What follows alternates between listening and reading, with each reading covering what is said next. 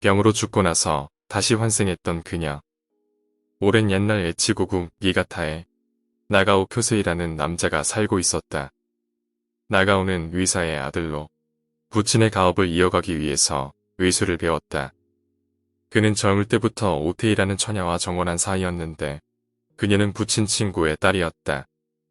양가에서는 나가오가 학업을 마치면 바로 혼례를 올리기로 이야기가 돼 있었다. 그러나 오테이는 건강이 좋지 못해 15살의 불치에 폐병에 걸렸다. 죽을 몸임을 깨달은 오테이는 이승에서의 이별을 고하기 위해 나가오를 청해 불렀다. 나가오가 오테이의 머리맡에 몸을 숙이자 오테이는 말했다. 나가오님, 저희는 어릴 때부터 장차 하나가 되리라고 약조한 사이였습니다. 올해 말에는 저희가 혼인할 예정이었지요. 하지만 지금 저는 죽게 되었습니다. 어느 쪽이 정말로 좋은 일일지는 하느님만이 알고 계십니다. 설령 4, 5년가량 목숨을 부지한다 해도 남에게 폐만 끼칠 뿐인 탄식거리였겠지요. 이렇게 연약한 몸으로는 도저히 좋은 아내가 되지 못합니다. 그러하오니 설령 서방님을 위한 것일지라도 이 이상 살기를 바라는 것은 대단히 제 멋대로인 소망이겠지요. 저는 이제 죽을 몸이라고 포기하고 있습니다. 그러니 부디 슬퍼하지 않겠다고 약조해 주십시오. 그리고 서방님과 제가 언젠가 다시 만날 듯한 느낌이 들어서 그걸 꼭 말씀드리고 싶었습니다. 정말로 우리들은 다시 만날 겁니다. 이 말을 듣고 나가오는 진지한 얼굴로 대답했다. 극락정토로 가면 이별의 괴로움도 없을 것이요. 아니요, 그게 아니에요. 라고 오테이는 온후하게 답했다. 서방정토 이야기를 하는 것이 아닙니다. 우리가 이 세상에서 또다시 만날 운명이라고 믿고 있는 것입니다. 설령 이 몸이 내일 묻히더라도 말입니다. 나가오는 놀라서 오테이를 바라보았다. 놀라는 그의 모습에 오테이는 빙긋 웃었다. 그녀는 꿈꾸는 듯한 부드러운 목소리로 말을 이었다. 그합니다. 이 세상에서 서방님의 이번 생에서 또다시 만날 수 있을 겁니다. 사모하는 나가오님, 다만 정말로 서방님이 바란다면 말이에요. 그렇게 되기 위해서 저는 한 번 더 여자아이로 태어나 어엿한 여자로 자라지 않으면 안 됩니다. 그러기 위해서 서방님은 기다리셔야만 합니다. 15년이나 16년쯤일까요? 이는 실로 매우 긴 시간입니다. 하지만 서방님은 이제 겨우 19살이지요. 임종의 괴로움을 달래고자 나가오는 부드럽게 말했다. 당신을 기다리는 것은 의무가 아니라 기쁨이요. 우리 두 사람은 영원을 약속한 사이니까. 하지만 만날 수 있으리라고는 생각지 않으시겠지요. 오테이는 나가오의 얼굴을 바라보며 물었다. 나가오는 상대가 애처로워서 이렇게 대답했다. 그에 당신이 무언가 표시나 신호를 해주지 않는다면 다른 사람으로 태어나 다른 이름을 가진 당신을 알아보기는 쉽지 않겠지. 그건 저도 어쩔 수 없는 일입니다. 라고 오테이는 말했다. 하느님이나 부처님이 아닌 이상 우리가 어디서 언제 어떻게 만날지는 알 수 없습니다. 하지만 서방님만 괜찮으시다면 저는 서방님 있는 곳으로 꼭 돌아오겠습니다. 반드시 틀림없습니다. 부디 제 말을 기억해 주세요. 오테이의 말은 여기에서 끊겼다. 그녀의 두 눈은 감겼다. 그리고 오테이는 죽었다. 나가오는 진심으로 오테이를 사모하고 있었고 그 슬픔은 깊었다. 그는 위패를 만들게 해서 거기에 오테이의 생전 이름을 새겼다. 그리고 그것을 불단에 두고 매일매일 그 앞에 공물을 올렸다.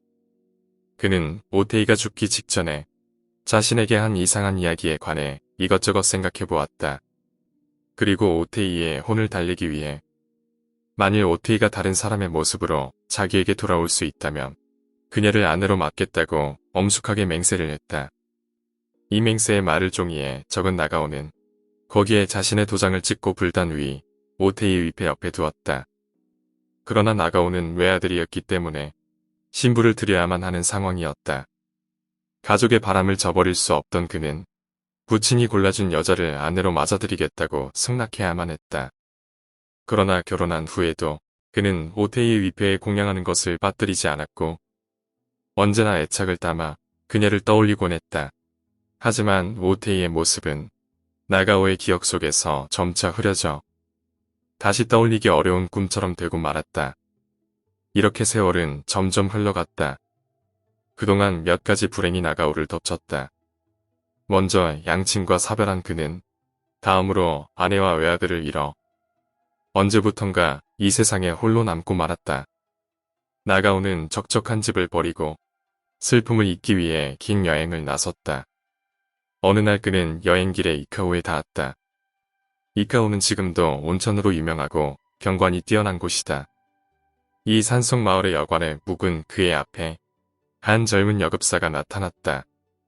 그 얼굴을 한번 보자마자 나가오는 한순간 숨을 죽였다.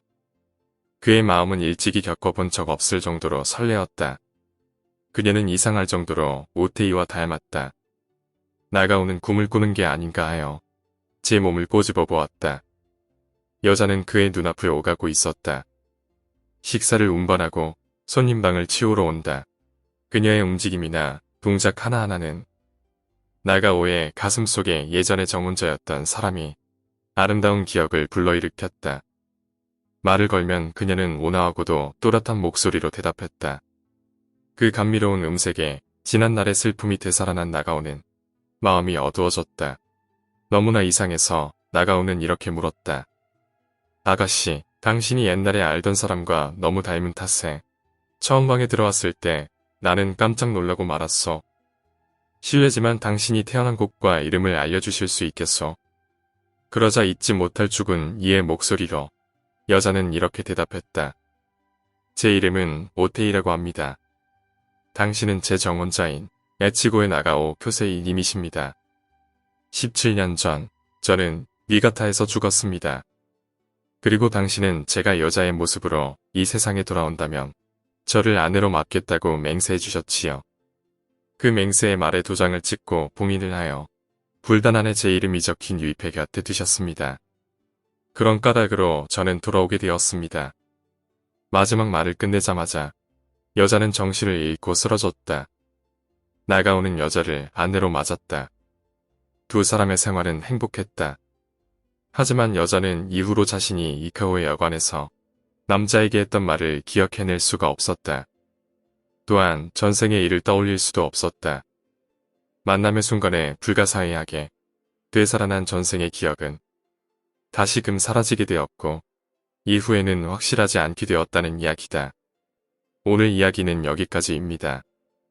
오늘 이야기가 재미있으셨다면 구독과 좋아요, 댓글 부탁드립니다. 댓글은 저에게 큰 힘이 됩니다. 감사합니다.